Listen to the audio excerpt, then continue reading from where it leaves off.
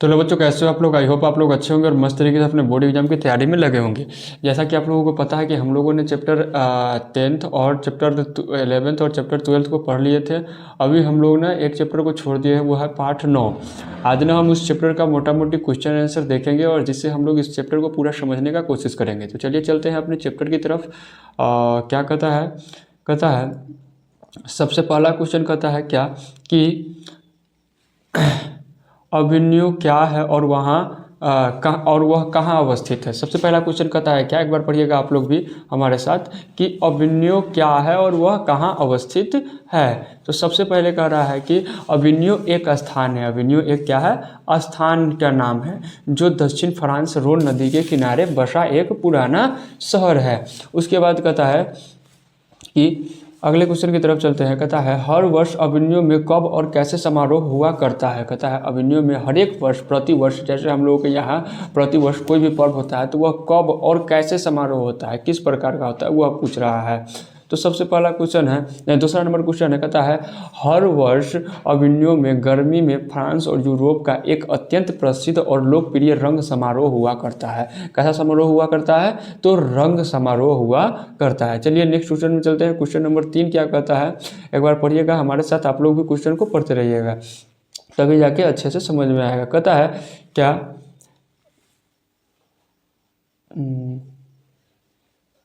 बड़ी समस्या। कहता है क्या कि लेखक अभिन्यू किस सिलसिले गए थे और वहाँ उन्होंने क्या देखा सुना। कहता है जो लेखक थे वह अभिन्यू में किस सिलसिला में गए थे और उन्होंने वहाँ पर क्या देखा और सुना। तो देखिए क्या देखा और क्या सुना लेखक को हम चर्चा करते। कहता अभिन्यू में पीटर बुक का विवाद महाभारत पहल प्रस्तुत किए जाने वाला था, उसी के निमंत्रण पर लेखक ने अभिन्यू गए थे। कहता है अभिन्यू में पीटर बुक की विवादास्पद महाभारत पहल प्रस्तुत किया जाना था, उसमें न उनको निमंत्रित किया गया था कि लेखक अभिन्यू आए, तो वो लेखक ने अभिन्यू गए थे। उन्होंने देखा कि समारोह के दौरान वहाँ अनेक चर्च और पुराने स्थान रंगस्थलियों में बदल जाते हैं। चलिए अगले क्वेश्चन की तरफ चलते हैं। क्वेश्चन नंबर 4 की तरफ क्या कहता है, तो क्वेश्चन 4 कहता है, ऐसे पढ़ लेंगे हम लोग इसको। चलिए क्वेश्चन नंबर 4 कहता है ला शत्रुज क्या है और वह कहाँ अवस्थित है, आजकल क्या उपयोग होता है। कहता है ला शत्रुज क्या है और वह कहाँ अवस्थित है और आजकल उसका क्या उपयोग होता है। तो पढ़िए क्वेश्चन का आंसर क्या कहता है। ला शत्रुज का निर्माण फ्रांस शासक ने पोप की गतिविधि पर नजर रखने के लिए किला बनवाया था। यह अभिन्यू में है, उसमें एक कला केंद्र की स्थापना की गई है। यह केंद्र इन दिनों रंगमंच और लेखन से जुड़ा हुआ है। सबसे पहले क्या कहता है, देखिए ला शत्रुज का निर्माण फ्रेंच शासकों ने पोप की गतिविधियों पर, मतलब फ्रांस और पोप की गतिविधियों पर क्या कर रहा है नहीं कर रहा है, इस चीज़ पे नज़र रखने के लिए किला बनवाया था। एक ने किला बनवाया था जहाँ से सब चीज़ देख सकता था कि हाँ पोप क्या कर रहा है, उसका अगला चाल क्या होगा, क्या करेगा नहीं करेगा, इस चीज़ को देखने के लिए एक किला बनवाया था। उसमें एक कला केंद्र की स्थापना की गई थी। यह केंद्र इन दिनों रंगमंच और लेखन से जुड़ा हुआ है। चलिए नेक्स्ट क्वेश्चन में चलते हैं।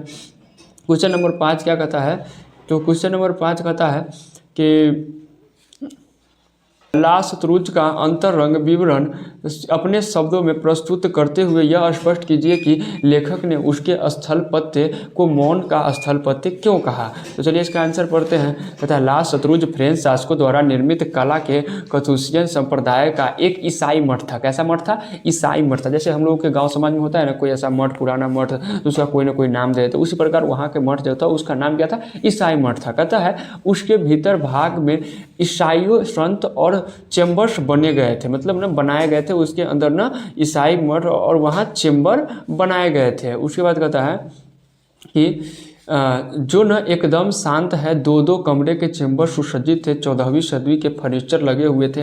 दो कमरे के एक चेम्बर था और बहुत ही 15वीं शताब्दी, मतलब 1500 साल का हिसाब से पूर्व का बात कर रहा है कि चैम्बर के मुख्य द्वार कब्रगाह के चारों ओर बने गलियारों में खुलता था और कार्थिसियन समुदाय मौन में विश्वास रखते थे। उसके द्वारा ला शत्रुज में सारा सत्यापन मौन के ही स्थाप्य है, अतः लेखक ने इसे मौन का स्थाप्य की संज्ञा दी है, मतलब मौन, एकदम से चुप रहने का।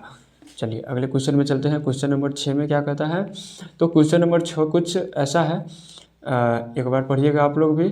क्वेश्चन 6 कहता है क्या कि लेखक ने अभिमन्यु क्या साथ लेकर गए थे और वहाँ कितने दिनों तक रखे। कहता है लेखक ने अभिमन्यु क्या साथ लेकर गए थे और वहाँ कितने दिनों तक रहे थे। तो चलिए क्वेश्चन का आंसर पढ़ते हैं। तो क्वेश्चन का आंसर कहता है लेखक ने अभिमन्यु अपने साथ हिंदी का टाइपराइटर, 3-4 पुस्तक और कुछ संगीत का टेप से लेकर गए थे और वहाँ वे 19 दिन तक 24 अक्टूबर से 10 नवंबर 1994 की दोपहर तक रहे।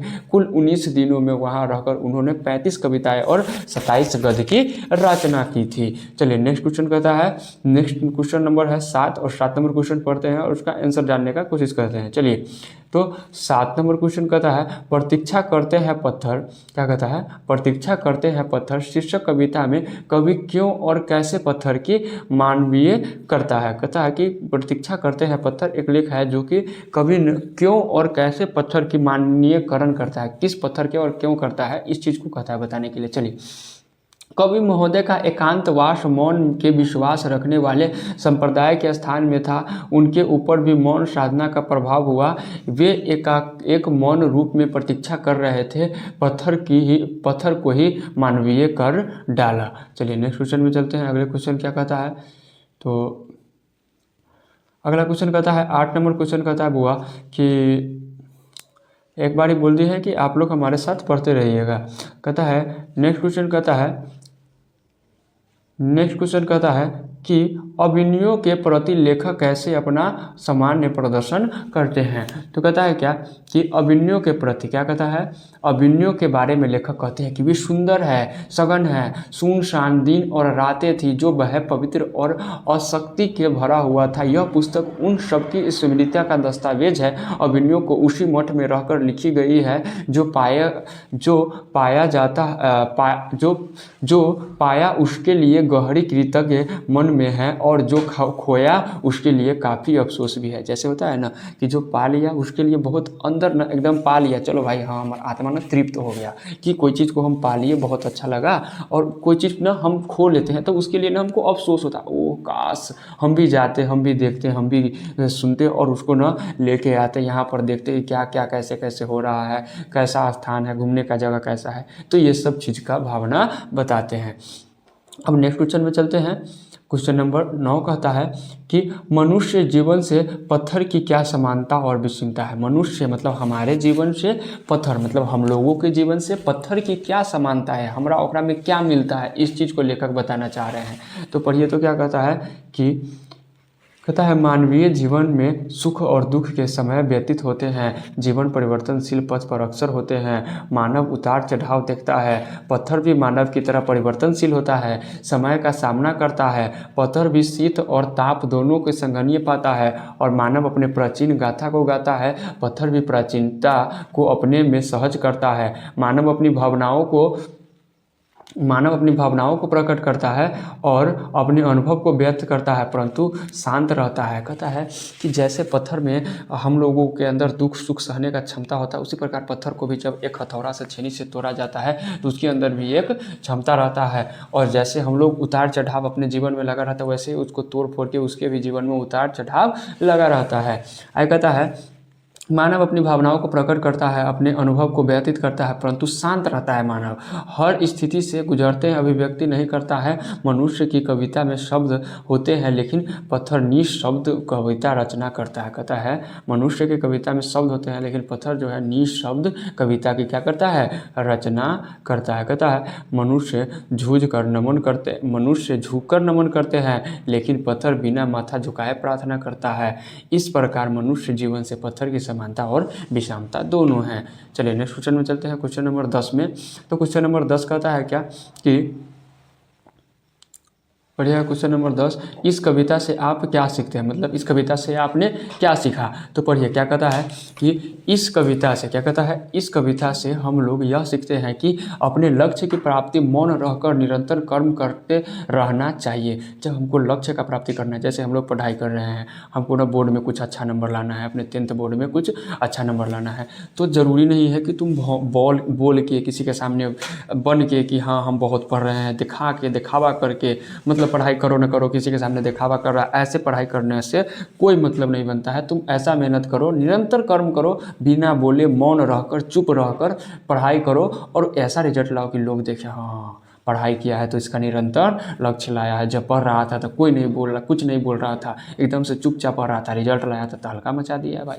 चलिए नेक्स्ट क्वेश्चन में चलते हैं। 11वां नंबर क्वेश्चन क्या कहता है, तो 11 नंबर क्वेश्चन कहता है नदी के तट पर बैठे हुए लेखक को क्या अनुभव होता है। नदी के तट पर बैठे हुए लेखक को क्या अनुभव होता है, तो कहता है नदी के तट पर लेखक को लगता है कि जल स्थिर है और तट ही बह रहा है। जल स्थिर है और जो पर बैठल है ना वह बह रहा है। उन्हें अनुभव हो रहा है कि वे नदी के साथ बह रहे हैं। उनको लग रहा है कथी कि नदी बह रहा है ना। आप देखिएगा, गौर कीजिएगा, कभी कभी आप नदी के उस छोर पर चले जाइएगा जहाँ पर पानी रफ्तार से चल रहा है और ना एकटक आप उस नदी के जल को देखिएगा थोड़ा ऐसे 2 सेकंड 3 सेकंड 4 सेकंड 5 सेकंड के लिए, तो आपको लगेगा कि हम नदी के साथ ना बहे जा रहे हैं। हालांकि आप किनारे पे खड़ा है लेकिन आपको जब देख रहे हैं नदी के पानी को बहते हुए ना तो आपको लगेगा कि उसके साथ हम भी बह रहे हैं। आप ये प्रैक्टिकल कीजिएगा अपनी लाइफ में, 100% काम करेगा। चलिए, नदी के तट पर लेखक को लगता है कि जल स्थिर है, वह तट ही बह रहा है। उन्हें अनुभव हो रहा है कि वे नदी के साथ बह रहे हैं। नदी के पास रहने से लगता है कि स्वयं नदी हो गए हैं और स्वयं में नदी की झलक देखता है। नदी के पास रखने से लगता है कि हम स्वयं नदी हो गए हैं और स्वयं नदी में झलक देखता है। चलिए कहता है अगला क्वेश्चन, 12 नंबर क्वेश्चन क्या कहता है, पढ़िएगा। तो 12 नंबर क्वेश्चन कुछ कहता है क्या कि नदी के तट 12 नंबर क्वेश्चन कहता है क्या 12 नंबर क्वेश्चन कहता है क्या कि नदी के तट पर बैठे हुए लेखक को किसकी याद आती है और क्यों।